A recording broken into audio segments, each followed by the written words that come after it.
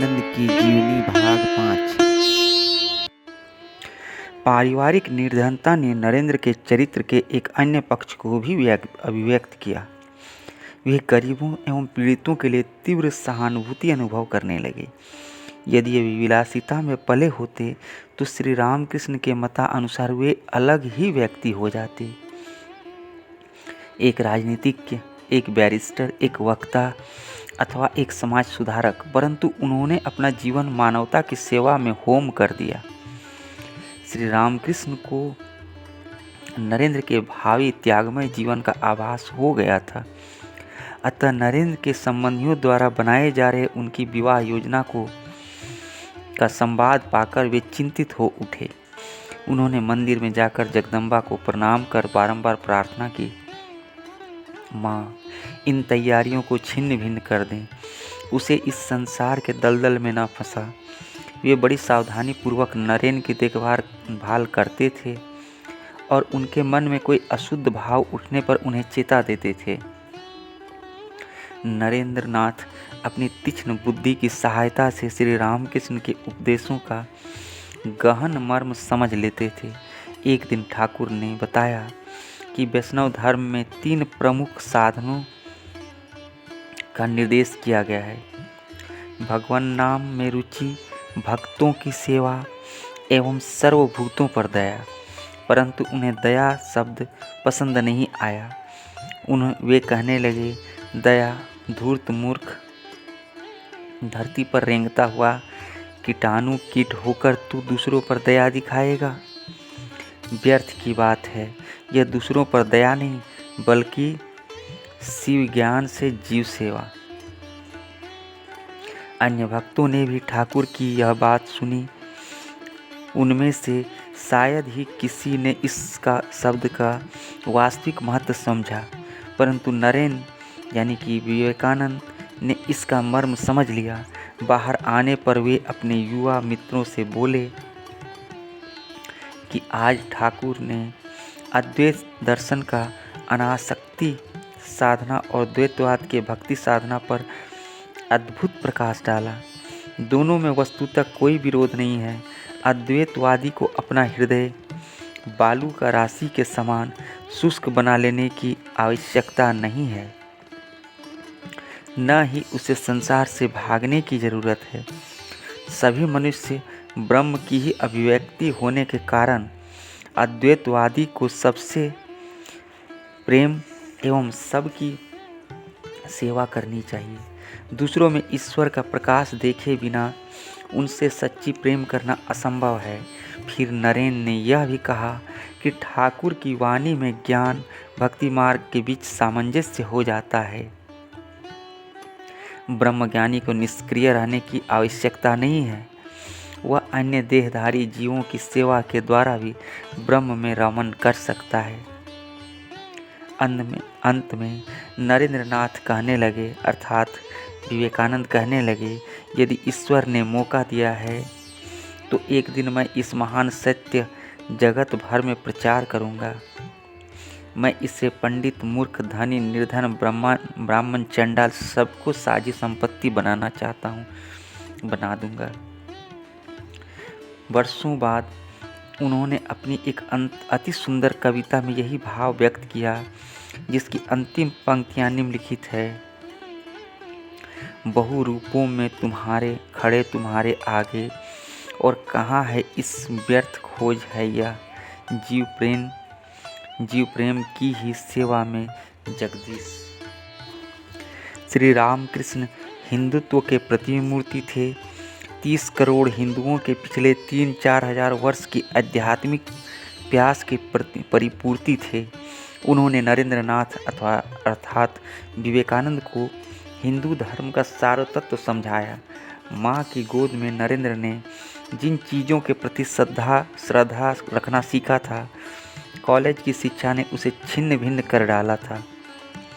परंतु अब उन्हें ज्ञात हुआ कि हिंदुत्व का तात्पर्य अंधविश्वासों अथवा मतवादों से नहीं है, बल्कि यह एक गहन आंतरिक अनुभूति है जो सभी धर्मों, सभी विचारों, सभी प्रयासों, सभी अनुभूतियों को सम्मान देती है। इस धर्म का आदर्श बहुत्व में एकत्व है। फिर नरेंद्र ने यह भी सीखा कि धर्म एक ऐसी परिकल्पना है जो अंततः जाति एवं वर्ग की सीमाओं के पार कर जाती है, स्थान एवं काल की सीमाओं का लोप कर देती है। उन्होंने श्री रामकृष्ण से यह भी सीखा कि सगुण ईश्वर तथा प्रतीक की उपासना के द्वारा भक्त अंत में अपने इष्ट के साथ पूर्ण एकत्व की अनुभूति करता है। ठाकुर ने उन्हें आत्मा के दिव्यत्व, ईश्वर के एकत्व, सृष्टि के अखंडत्व और सर्वधर्म समन्वय की शिक्षा दी। उन्होंने अपने ही जीवन के उदाहरण से नरेंद्र अर्थात विवेकानंद को बताया किस प्रकार इसी जीवन के मानव पूर्णत्व को प्राप्त हो सकता है। इसी जीवन में मानव अपने पूर्णत्व को प्राप्त हो सकता है। और शिष्य ने देखा किस प्रकार ठाकुर ने हिंदू, मुस्लिम, सिख, ईसाई धर्म की विविध साधनाओं के द्वारा एक ही ईश्वर की अनुभूति की है। एक दिन भावावेश की अवस्था में श्री रामकृष्ण कहने लगे, देखो अनेक मत हैं, अनेक पंथ हैं, अनेक पथ रास्ते हैं। मैंने उन सभी रास्तों को देखा है। अब मेरी बिल्कुल रुचि नहीं है।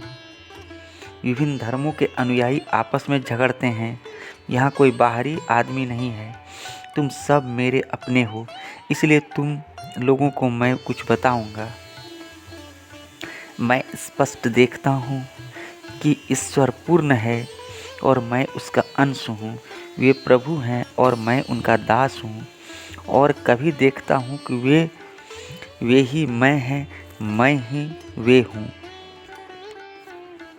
नरेंद्र अर्थात विवेकानंद श्री रामकृष्ण के धर्मसार के प्रतिमूर्ति समझते थे और वे अवतार हैं अथवा नहीं इस बात को लेकर माथापच्ची नहीं करते थे। वे ठाकुर के किसी धर्म विज्ञान के सांचे में नहीं ढालना चाहते थे।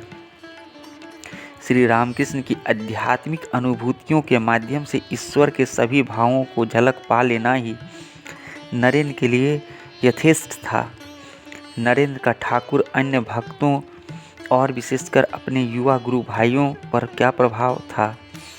वे लोग नरेंद्र के प्रति सम्मान का भाव रखते थे, उनकी बुद्धि पर दांतों तले अंगुली दबाते थे तथा उनके व्यक्तित्व पर मुग्ध थे। वे उत्साह एवं ऊर्जा से उफनते एक कर्मठ युवक के रूप में दिख पड़ते थे। वे औसत से थोड़े लंबे और गठीले वजन के थे। उनमें आकर्षण के साथ पौरुष भी था। उनके मजबूत जबड़े उनकी दृढ़ इच्छा शक्ति, अटल निश्चय के द्योतक थे। उनका सीना चौड़ा और चौड़ी ललाट उनके उच्च मानसिक शक्ति के विकास को व्यक्त करती थी। परंतु उनके व्यक्तित्व की सबसे महत्वपूर्ण चीज़ थी उनकी आँखें, जिनकी श्री रामकृष्ण ने कमल के तलों से तुलना की थी। वे प्रभावशाली थी पर उभरी हुई नहीं थी। उनका कुछ अंश सर्वदा अंतर्मुखी ही रहा, जो उनके गहन ध्यान के अभ्यास का द्योतक है। अवसर के अनुसार उनकी आंखों का रंग बदलता था। कभी कभी उनमें तेज निकलने लगता था तो कभी वे आनंद की किरणें बिखेरने लगता। चाल ढाल में वे बड़े स्वाधीन थे। कभी वे धीमे चलते, कभी तेज, परंतु उनके मन का एक भाग सर्वदा गहन चिंतन में डूबा रहता था। चाहे वार्तालाप के माध्यम से हो अथवा संगीत के, उनकी गुंजायमान आवाज़ बड़ी ही आनंदप्रद थी। परंतु जब कभी नरेंद्र गंभीर हो जाते थे तो उनके मित्र तक उनका चेहरा देखकर भयभीत हो जाते थे। गर्मागर्म बहस के दौरान उनके नेत्रों से स्फुलिंग निकलने लगते थे।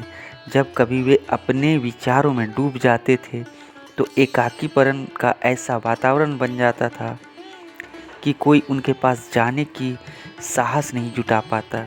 विविध प्रकार के मन स्थितियों के अनुसार वे कभी अपने परिस्थितियों के प्रति ऐसी अधीरता तो कभी ऐसी सौम्यता व्यक्त करते थे कि सबका हृदय अभिभूत हो जाता था। उनकी मुस्कान कांति युक्त एवं संक्रामक थी।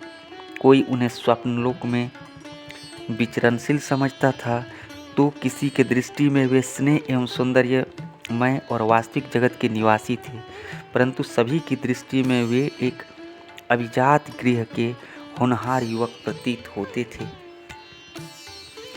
और ठाकुर अपने इस प्रिय शिष्य को किस दृष्टि से देखते थे, उन्हीं के शब्दों में अगर समझें, नरेंद्र अर्थात विवेकानंद का स्थान बहुत ऊंचा है, निराकार का घर है, पुरुष की सत्ता है, यहाँ इतने भक्त आते हैं पर उनकी तरह का कोई भी नहीं है, एक भी नहीं है। कभी कभी मैं बैठकर हिसाब लगाता हूँ, देखता हूँ कोई तो 10 दल, कोई 16 दल, कोई 100 दल, परंतु नरेंद्र सहस्त्र दल का है। दूसरे लोग यदि लोटा घड़ा आदि हों तो नरेंद्र एक बहुत बड़ा मटका है। गहरियों और तालाबों में नरेंद्र सरोवर है, जैसे कि हालदार सरोवर। मछलियों में नरेंद्र अर्थात विवेकानंद लाल आँखों का रोहू है। अन्य सब छोटी छोटी तरह तरह की मछलियाँ हैं। नरेंद्र बहुत बड़ा आधार है, उनमें बहुत सी चीज़ें समा जाती है। बड़े छेद वाला बांस है। नरेंद्र किसी के वश में नहीं है, वह आसक्ति और इंद्रिय सुख के वश में नहीं है। नर कबूतर है, नर कबूतर की चोंच पकड़ने पर वह चोंच को खींचकर छुड़ा लेता है, मादा चुपचाप रह जाती है। 1885 ईस्वी के मध्य भाग में श्री रामकृष्ण की गले की बीमारी के लक्षण दिखने लगे, जिसे बाद में कैंसर के रूप में पहचाना गया। फिर भी वे धर्म पिपासुओं को उपदेश देते रहे तथा समाधि की अनुभूति करते रहे। यह चिकित्सकों की सलाह के विपरीत था। भक्तों एवं चिकित्सकों के आवागमन की सुविधा की दृष्टि से पहले तो उत्तर कलकत्ता में एक भवन में रखा गया, फिर कुछ समय के बाद उपनगरीय क्षेत्र काशीपुर के एक उद्यान भवन में रखा गया। नरेंद्र तथा अन्य युवा भक्तों ने उनकी सेवा का उत्तरदायित्व संभाला। इन युवकों ने अपने संरक्षकों की इच्छा के विरुद्ध अस्थायी रूप से अपनी पढ़ाई बंद कर दी तथा गृह कार्य के प्रति उदासीनता दिखाने लगे, ताकि वे अपने पूरे हृदय से ठाकुर की सेवा कर सके। उनकी सहधर्मिणी श्री शारदा देवी ने रसोई घर का काम संभाला। वयस्क भक्तों ने व्यय का भार उठाया। सभी ने गुरु सेवा के इस सुयोग को अपना वरदान माना। श्री रामकृष्ण की इस अस्वस्थता के दौरान बारंबार नरेंद्र की तीक्ष्ण अंतर्दृष्टि एवं परिपक्व निर्णय शक्ति का प्रमाण मिला। ठाकुर के अनेक भक्त उन्हें ईश्वर का अवतार मानते थे और इस कारण उनमें कोई मानव सुलभ दुर्बलता न देख पाते। वे लोग इस बीमारी को एक अलौकिक व्याख्या करने लगे। उन लोगों का विश्वास था कि जगदम्बा की अर्थात ठाकुर की इच्छा से किसी गूढ़ उद्देश्य की पूर्ति से निमित्त हुआ है और वह उद्देश्य पूरा होते ही वे बिना किसी मानवीय प्रयास के अपने ही स्वस्थ हो जाएंगे। तथापि नरेंद्रनाथ का कहना था, चूँकि रामकृष्ण देव में देव एवं मानव दोनों का भाव सम्मिश्रण है, उनका शरीर तत्व भी जन्म वृद्धि क्षय विनाश रूपी प्राकृतिक नियमों के अधीन है। उन्होंने ठाकुर के स्वाभाविक बीमारी की किसी भी अलौकिक व्याख्या को स्वीकार नहीं किया तथा वे श्री रामकृष्ण की सेवा में अपने खून का अंतिम बूंद तक सुखाने को प्रस्तुत थे। आध्यात्मिक जीवन के विकास में भावुकता का काफ़ी महत्वपूर्ण स्थान है। बुद्धि बाधाओं को दूर करती है तो भावुकता प्रगति की प्रेरणा देती है, परंतु विवेक वैराग्य के अभाव में कोरी भावुकता बहुधा साधक को पथभ्रष्ट कर देती है, क्योंकि वे इसे भाव या समाधि का सुगम मार्ग समझ बैठते हैं। यद्यपि श्री रामकृष्ण भी ईश्वर के नाम गुणगान करते हुए नाचते गाते रोते और प्राय समाधि में ही मग्न हो जाते, परंतु उनकी इस भाव प्रवणता के पीछे उनका दीर्घकालिक त्याग तपस्या का अभ्यास था। उनके भक्तों को उनका साधक भाव देखने को न मिला था।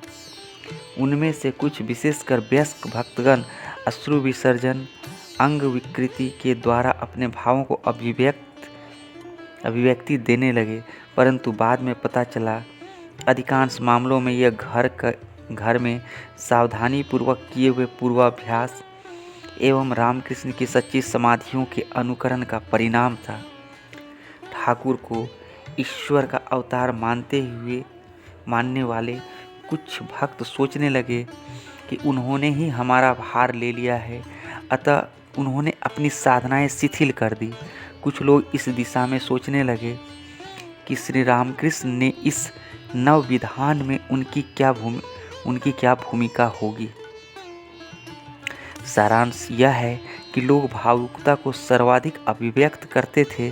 वे आध्यात्मिक दृष्टि से अपने को सर्वाधिक उन्नत समझने लगे। नरेंद्रनाथ अर्थात विवेकानंद की तीक्ष्ण बुद्धि ने उन लोगों के जीवन की इस घातक प्रवृत्ति को पहचान लिया।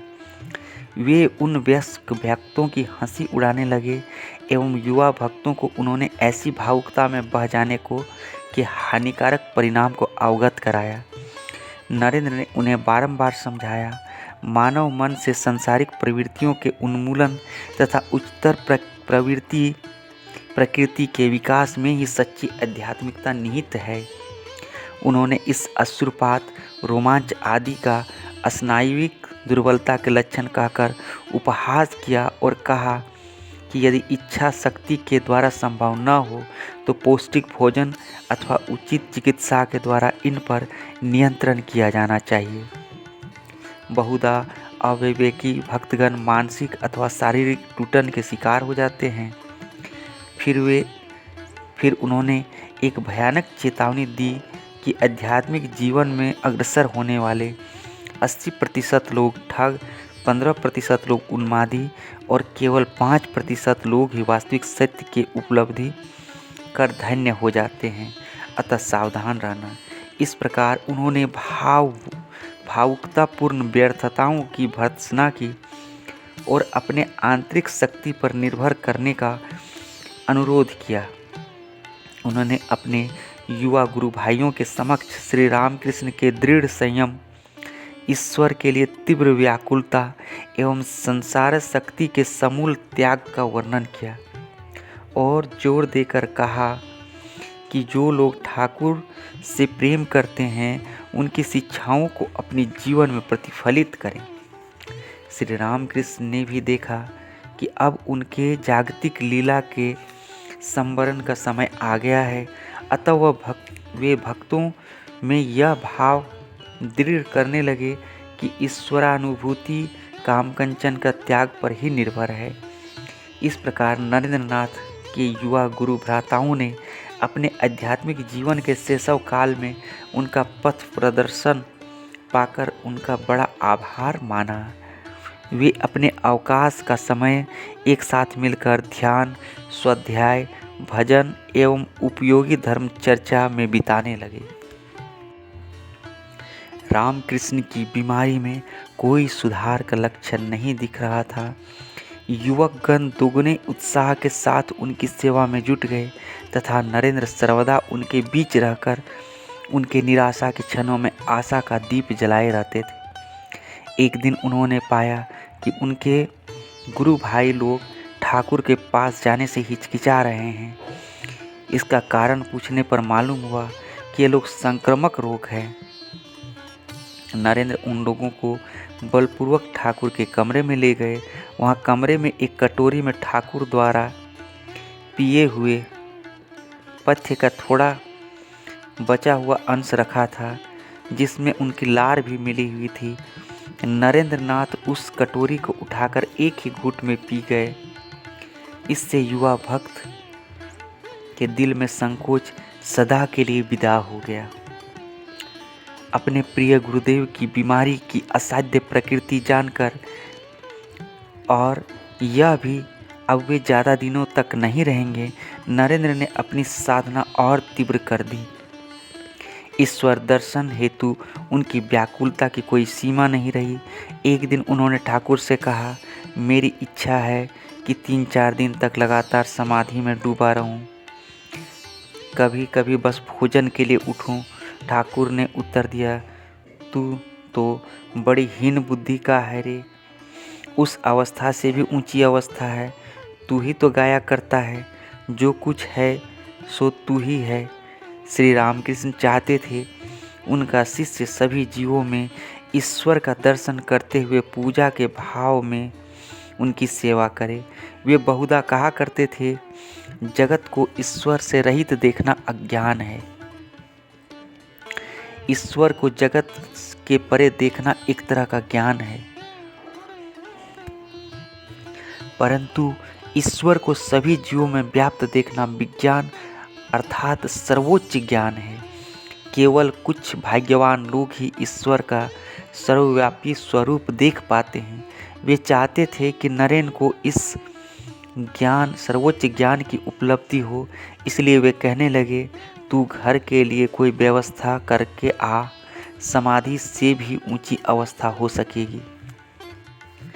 इस तरह एक दूसरे अवसर पर भी श्री रामकृष्ण ने नरेन को कहा, इसको पुनः सुने। इस तरह के दूसरे अवसर पर भी श्री रामकृष्ण ने नरेंद्र अर्थात विवेकानंद को कहा, धिक्कार है तुझे, इतना बड़ा आधार होकर भी तू ऐसी तुच्छ चीज मांगता है। मैंने तो सोचा था कि तू विशाल वटवृक्ष के समान है, तेरी छाया में हजारों लोग आश्रय पाएंगे, पर तू तो अपनी ही मुक्ति के चक्कर में पड़ा है। झिड़की सुनकर नरेंद्र नाथ की आंखों में आंसुओं की धारा बहने लगी। उन्होंने श्री रामकृष्ण के हृदय की विशालता को समझा और आंसुओं की धारा बह पड़ी। श्री रामकृष्ण की हृदय की विशालता अब उसे अर्थात विवेकानंद को समझ में आ गई थी। नरेंद्र के हृदय में एक विशाल झंझावात चल रहा था। कॉलेज की पुस्तकें वे छू तक नहीं पाते थे। पढ़ाई में उनकी बड़ी भयानक लगती थी, मानो वे इस प्रकार समय खो रहे हैं। एक दिन प्रातःकाल में वे घर गए और वहाँ उन्हें बड़ी संत्रास महसूस हुआ। आध्यात्मिक उन्नति विशेष कुछ नहीं हुई, ऐसा सोचकर उन्हें बुरी तरह रुलाई आने लगी और बाह्य जगत के प्रति संज्ञा शून्य होकर वे काशीपुर की ओर दौड़ने लगे। जूते रास्ते में न जाने कहाँ पड़े रह गए। पुआल की एक ढेरी के पास होकर वो भागते समय उनके कपड़ों से पुआल लिपट गया। ठाकुर के कमरे में पहुंचकर उन्हें थोड़ी आंतरिक शांति महसूस हुई। अन्य उपस्थित शिष्यों को संबोधित करते हुए श्री रामकृष्ण ने कहा, देखो नरेंद्र की अवस्था कितनी अद्भुत है। वह अपनी साकार नहीं मानता है। वह ईश्वर दर्शन के लिए अपने प्राणों में खलबली मचाए हुए है। तत्पश्चात ठाकुर ने नरेंद्र का ध्यान विषयक कुछ उपदेश दिया। नरेंद्र अर्थात विवेकानंद ईश्वर के लिए उन्मत्त प्राय हो उठे थे। जगत उन्हें नीरस सा प्रतीत होने लगा। श्री रामकृष्ण ने जब उन्हें कॉलेज की पढ़ाई के बारे में सचेत करना चाहा तो वे बोले एक ऐसी दवा मिले जिससे मैंने जो पढ़ा है वो सब मैं भूल जाऊं तो जान में जान आए। दक्षिणेश्वर में श्री रामकृष्ण के साधना स्थल पंचवटी में जाकर वहाँ रात भर ध्यान में बिताने लगे और वहाँ उन्हें कुंडलिनी जागरण एवं आध्यात्मिक अनुभूतियाँ हुई। काशीपुर में एक दिन नरेंद्र अपने गुरु भाई गिरीश के साथ एक वृक्ष के नीचे बैठकर ध्यान कर रहे थे। उस स्थान पर मगरमच्छों का साम्राज्य था। गिरीश ने अपने मन की एकाग्रता को ठीक करने का प्रयास किया, पर वे असफल रहे। सहसा उनकी दृष्टि नरेंद्र की ओर गई। उन्होंने देखा नरेंद्र का शरीर मगरमच्छों ने ढक रखा है, मानो उन्होंने एक कंबल को ओढ़ रखा हो, पर वे इससे बेखबर ध्यान में तल्लीन थे। कुछ दिनों बाद नरेंद्र की व्याकुलता चरम सीमा तक जा पहुंची। एक बार उन्होंने पूरी रात ही मर्मभेदी स्वर में राम मंत्र का उच्चारण करते हुए उद्यान भवन का चक्कर काटते हुए ही बिता दी थी।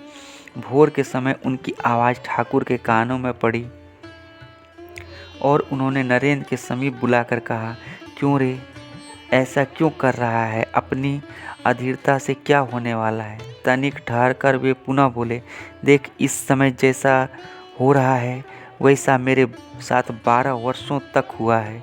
उन दिनों मेरे सिर पर से होकर मानो एक तूफान चला गया। तू एक ही रात में क्या करेगा? परंतु नरेंद्र के आध्यात्मिक उत्कंठा देखकर श्री रामकृष्ण अत्यंत प्रसन्न हुए और सबके समक्ष ही उन्हें अपना आध्यात्मिक उत्तराधिकारी बनाने की इच्छा व्यक्त की। वे चाहते थे कि नरेंद्र उनके युवा शिष्यों का नेतृत्व संभाल ले। उन्होंने कहा, मैं उन्हें तुम्हारी देखरेख में छोड़ता हूँ। इनसे स्नेह भाव बनाए रखना और देखना, मेरे चले जाने के बाद ये लोग घर लौटकर एक साथ रहकर साधना भजन काल यापन करें। उन्होंने अपने युवा शिष्यों को आदेश दिया कि वे नरेंद्र को अपना अगुआ माने और यह उन लोगों के लिए स्वाभाविक भी था। तदुपरांत एक दिन श्री रामकृष्ण ने अपने युवा शिष्यों को संन्यास व्रत में दीक्षित भी किया और इस प्रकार उन्होंने अपने ही हाथों भावी रामकृष्ण संघ की बुनियाद रख दी। ठाकुर की बीमारी के दिनों में उनकी सेवा करते हुए नरेंद्र के समक्ष उनकी आध्यात्मिक अनुभूतियों का वास्तविक मर्म व्यक्त हो उठा। उन्होंने विस्मयपूर्वक देखा कि ठाकुर की इच्छा मात्र से ही अपना मन देहबोध से उठा लेते थे और तब वे अपनी शारीरिक पीड़ा का जरा भी बोध नहीं होता। दैहिक कष्ट के बावजूद उनके मन में भीतर एक अक्षय आनंद का स्रोत बह रहा था और वे अपनी इच्छा अथवा दृष्टि मात्र से शिष्यों में भी उसका संचार कर देते थे। नरेंद्र के लिए श्री रामकृष्ण की आत्मा का सत्यता पदार्थ के मिथ्या तत्व का जीवंत उदाहरण थे। एक दिन एक पंडित ने श्री रामकृष्ण से कहा, यदि आप चाहें तो अपना गले पर एकाग्र करके क्षण भर में अपनी बीमारी दूर कर सकते हैं। परंतु चूंकि श्री रामकृष्ण एक मुहूर्त के लिए भी अपना मन ईश्वर से अलग नहीं कर पाते थे, उन्होंने इस प्रस्ताव को अस्वीकार कर दिया। परंतु नरेंद्र के एक विशेष अनुरोध पर वे जगदम्बा से अपनी बीमारी की बात कहने को सहमत हुए। थोड़ी देर बाद उन्होंने खेदपूर्वक शिष्य को बताया, अरे हाँ, मैंने माँ से कहा, गले की बीमारी के कारण कुछ खा नहीं पाता हूँ, इसके लिए कुछ कर दे। परंतु माँ ने तुम लोगों की ओर इंगित करते हुए कहा, क्यों, तू इनके मुखों से नहीं खा सकता? मुझे इतनी लज्जा आई कि मैं एक भी शब्द ना बोल सका। नरेंद्र ने देखा कि जगत में एकत्व का वेदांतिक सिद्धांत रामकृष्ण ने किस प्रकार अपने जीवन में अपना लिया है। फिर वे यह भी समझ गए कि ऐसी अनुभूति के माध्यम से ही मानव अपने व्यक्तिगत दुखों एवं पीड़ाओं से परे जा सकता है।